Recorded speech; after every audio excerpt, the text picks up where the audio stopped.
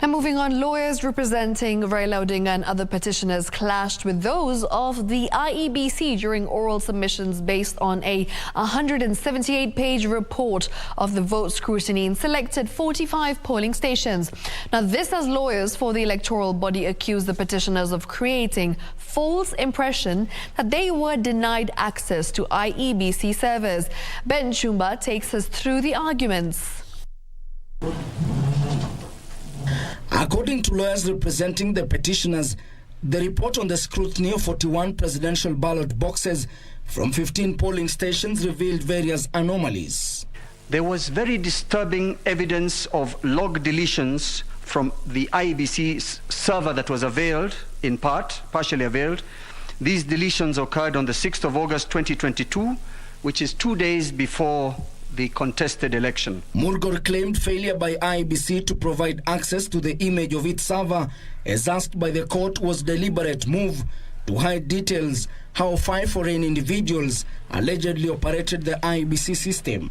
And this is image marked 15, that at the material time, foreigners, including Ogudino, Vito, J. Carmago, Josio were operating the system.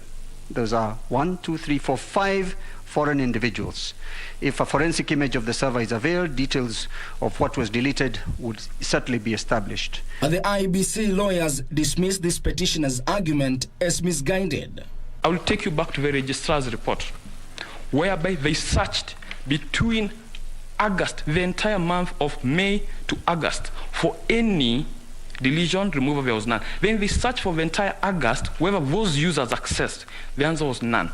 I will adopt this report in entirety, see for maybe a few comments. The petitioner's lawyers further blamed the Wafula Chebukati-led commission for failing to provide other major electoral material for scrutiny, including KIMS kits and key security controls as ordered by the Apex Court. In the 27 polling stations that we noted did not have book 2 of Form 34A, they also did not return the carbon copy of the actual results emanating from those polling stations in the ballot box.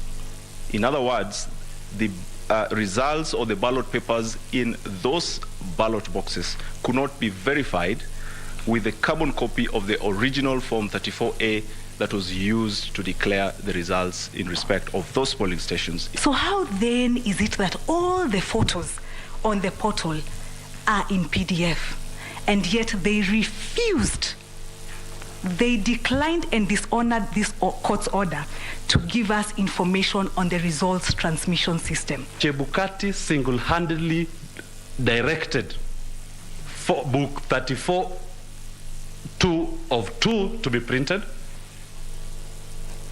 and book 2 of 2 having been printed, it went out to the stations.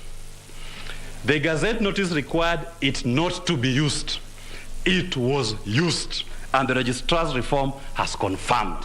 However, IEBC in their defense said the commission was unable to fully comply with the orders due to security concerns about their server data and hosted applications. With every ballot that was counted, it tallies with what was given to each of the candidates.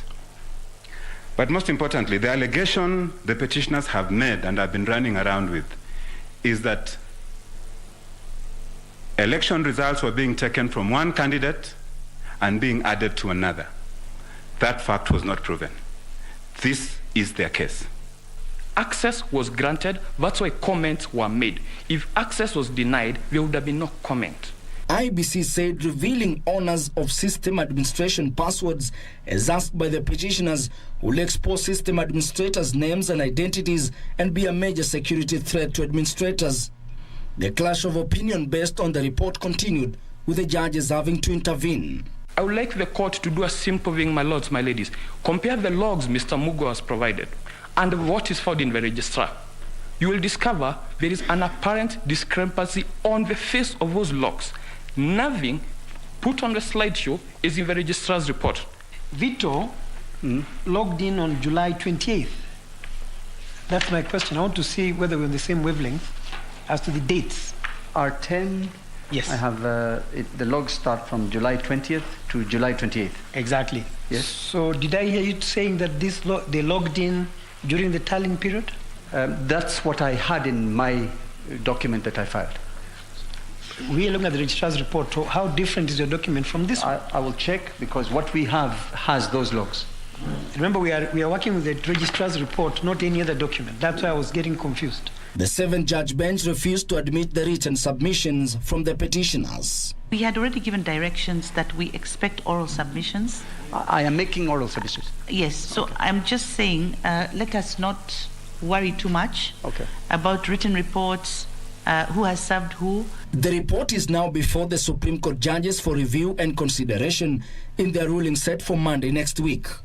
Ben Chumba, Easy Friday.